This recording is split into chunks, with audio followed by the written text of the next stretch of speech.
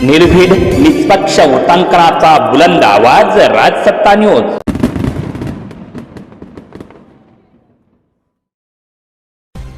एक अतिशय मोठी बातमी समोर येते। निर्घुण खून करणारा सराईत गुन्हेगार दीपक पोखळे याला अखेर संगमनेर तालुक्यातील मेंढवण गावातून जेरबंद केलाय।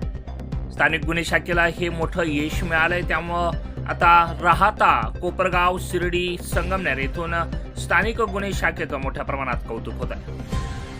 अनैतिक संबंध व आर्थिक वादातून हा सचिन गिधे या तरुणाचा निर्घुण खून करण्यात आला होता।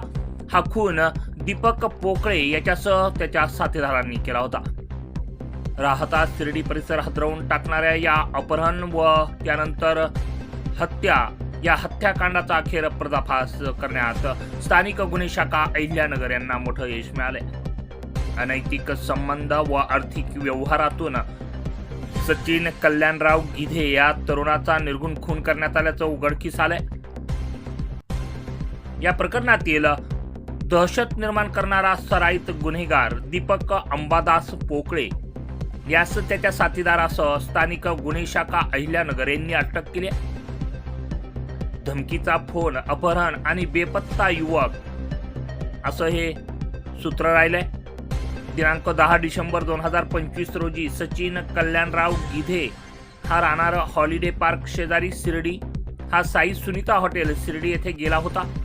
त्याच दिवशी आरोपी प्रवीण उर्फ 50 वाघमारे याने फिर्यादी श्रद्धा गिधे यांना फोन करून सचिन फार माजलाय, त्याचे हातपाय जे आहेत ते तोडावे लागतील अशी जीवघेणी धमकी दिली होती। यानंतर मात्र सचिन घरी न परतल्यानं दिनांक 15 डिसेंबर 2025 रोजी राहाता पोलीस ठाण्यात गुन्हा रजिस्टर नंबर 454/2025 नुसार अपहरणाचा गुन्हा दाखल करण्यात आला होता।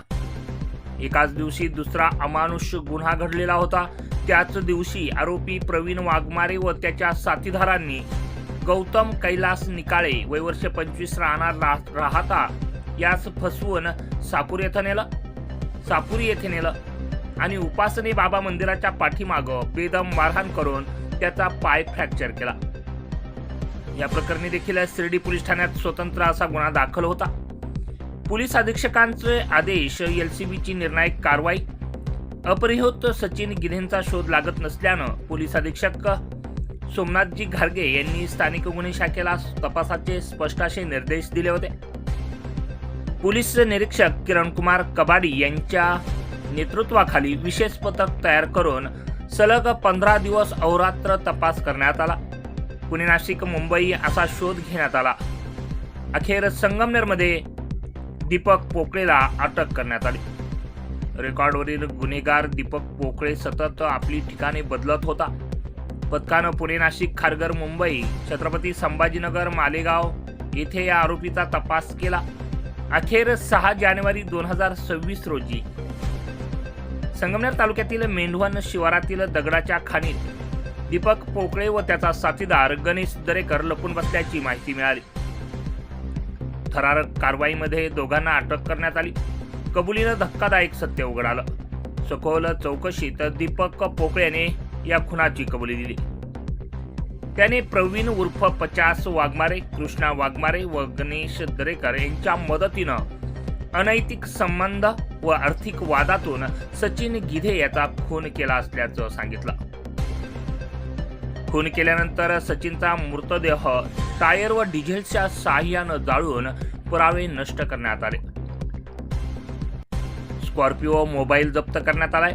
असा एकूण 15,72,000 रुपयांचा मुद्देमाल आरोपींकडून जप्त करण्यात आला आहे। विना नंबर स्कॉर्पिओ कार जी आहे ती देखील जप्त करण्यात आली। त्याबरोबरच 3 मोबाईल फोन देखील जप्त करण्यात आले।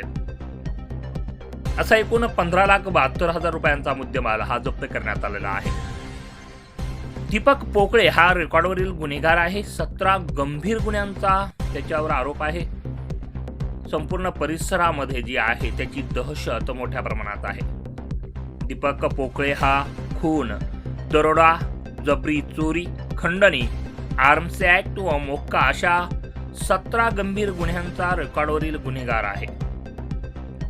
शिर्डी, राहता, लोणी, संगमनेर, कोपरगाव या परिसरात त्याची मोठी दहशत निर्माण झाली होती. पुढील तपास आता राहता पोलीस ठाण्याकडे देण्यात आलाय.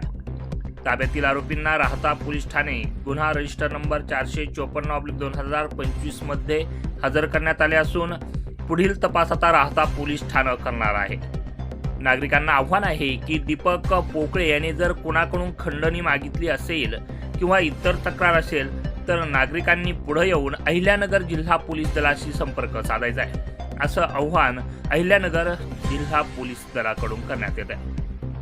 सोमनाथ घारगे पोलीस अधीक्षक अहिल्यानगर यांच्या मार्गदर्शनाखाली आणि स्थानिक गुन्हे शाखेचे पोलीस निरीक्षक किरण कुमार कबाडी यांच्या नेतृत्वाखाली पोलीस उपनिरीक्षक दीपक मेढे, पोलीस अंमलदार विजय पवार, फुरकान शेख, दीपक घाटकर, राहुल द्वारके, भीमराज खरशे, राहुल डोके, सुनील मालवणकर, सतीश भव्वार, प्रशांत राठोड, प्रमोद जाधव, महादेव भांड, भगवान धुळे तसेच महिला पोलीस अंमलदार सोनल भागवत यांचं विशेष पथक तयार करून अपहरित इसमाचा शोध घेण्याची जबाबदारी सोपवण्यात आली होती.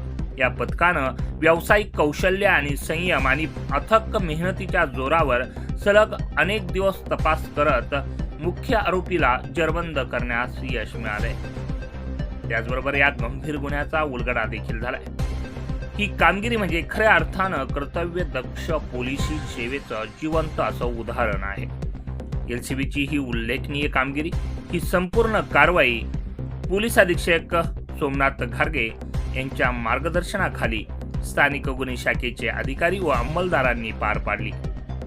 मात्र या सगळ्या कारवाईनंतर एक प्रश्न निर्माण होतो, तो म्हणजे एवढा सराईत गुन्हेगार इतकी वर्ष मोकळा कसा? स्थानिक पातळीवर याला संरक्षण कोण देत होता? अशा गुन्हेगारांवर मोक्का असून देखील दहशत कशी टिकून राहिली? असे अनेक प्रश्न याद्वारे उपस्थित होत आहेत. रासत्ता न्यूज ब्युरो, संगमनेर.